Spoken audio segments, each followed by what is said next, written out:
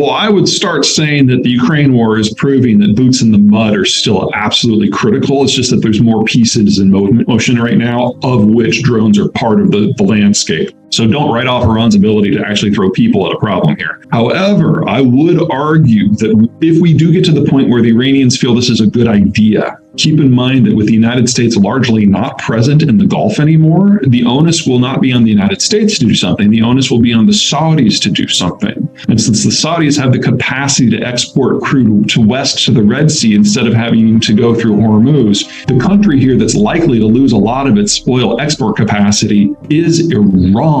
So if they start playing that game in the absence of the United States, I have no doubt that the Saudi Arabians have the military capacity necessary to utterly destroy all Iranian oil export capacity. So the specifics of the forecast is that we were going to have a disruption either due to war or to the sanctions that were going to force the Russians to basically export less. And as pressure builds up in the pipe back to the permafrost, that the wells themselves would freeze shut because the water that comes as a byproduct would freeze within the pipes and bust them from the inside. The reason that hasn't happened is that original pulse that slowed the exports was not sufficient in size. The Russians were able to shut in wells in non-permafrost zones, specifically Tatarstan and Bashkiristan, and so they only shut in about 1 million barrels a day for about 6 to 8 weeks, and then were able to kick that back up again. I would argue that this is still going to happen. It's just going to take a little bit longer. The specific issue to watch for is on January 1, the sanctions regime on maritime insurance expands from any Russian flagged vessel to any vessel carrying any Russian cargo. That combined with the oil price cap that the Europeans are about to adopt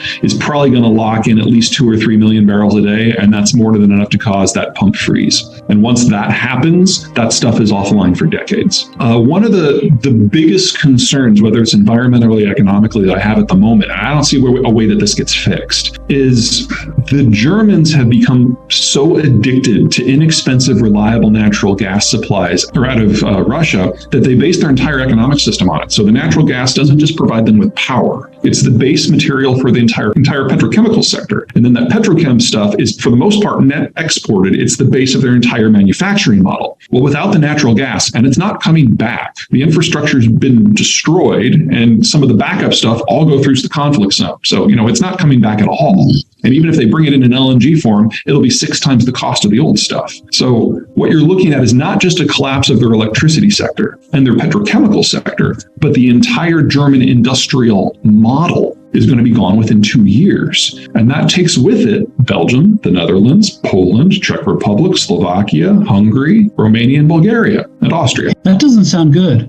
No, it's not good. Whenever the Germans get nervous about economics and energy, shit gets real in Europe really fast. I'm not saying they're going to march on Moscow, but for Germany to survive as a modern economy, it will have to have a radical political shift. That rarely goes well. The problem that we've seen is, so back in 2014, when I wrote The Absent Superpower, which was the shale-based book, I had a map that showed where all the world's petroleum-rich shales were, and they are all over the place. And the concern at that point was like the best shales that were in Europe were under population centers, whereas the best shales in the United States were in North Dakota and West Texas. So for us, they were proximate to population centers, so transport wasn't too big of an issue, but neither was annoying the neighbors. You're not going to frack at the Louvre. Now, you have an energy crisis, everyone goes back and reevaluates. The problem is, in the 10 years since that book came out, people have poked sticks in the ground to see whether this stuff is commercially viable or not. And in most cases, it's not. The shales are deeper,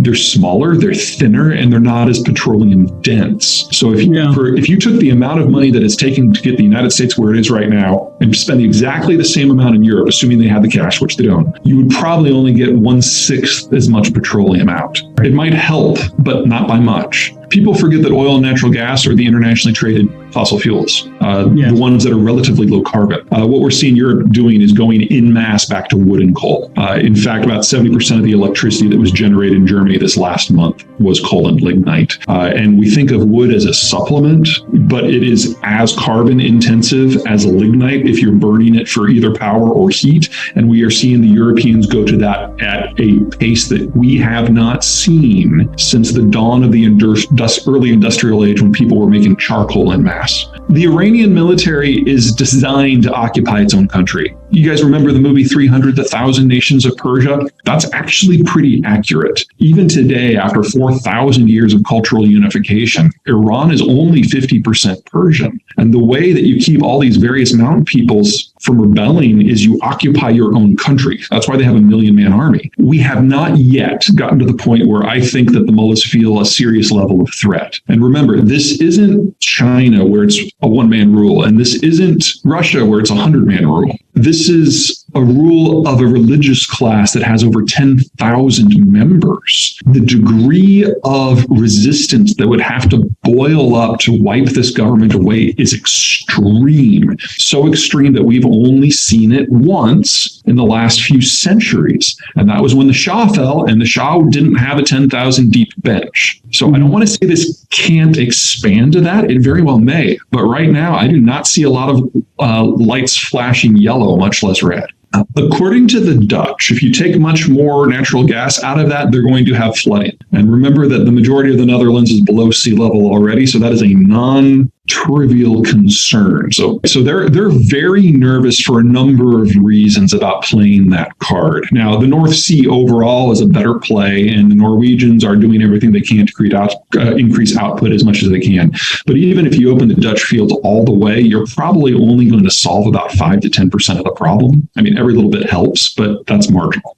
Well, agriculture, manufacturing, those are ones that I think most people understand the concept that you can only do something good, certain things in certain places, that there's concentrations of activity. So if you change the balance of the game, where you do that moves around. So for example, in the agricultural sector, a lot of the fertilizer production comes from the former Soviet world. That's in the process of falling offline. So if you have a soil type like in Brazil that just requires more fertilizer in order to grow anything, you're in trouble. I think that plays to people's mental bandwidth. I think the more important issues are the things that kind of operate under the hood that we don't necessarily think of every day because we assume that there's no problem. Transport's a great example. The concept of being able to move anything at scale anywhere in the world at a very low cost, reliably, with no security cost whatsoever, historically speaking, that is a laughable concept, but it's indelibly woven into how we think of the world today. It's our connective tissue. Exactly. I mean, you only have to go back a century and a half to get to a period when it was cheaper to move things from London to Massachusetts as opposed to moving them from Massachusetts to New York on a road. And we're moving into a world where international transport is not going to be safe. And in that sort of a world, everything about our current manufacturing, energy, agriculture, everything else breaks down. And transport becomes a local and a regional concern instead of a national one. And that forces a complete reimagining of how the world works. Same thing in finance.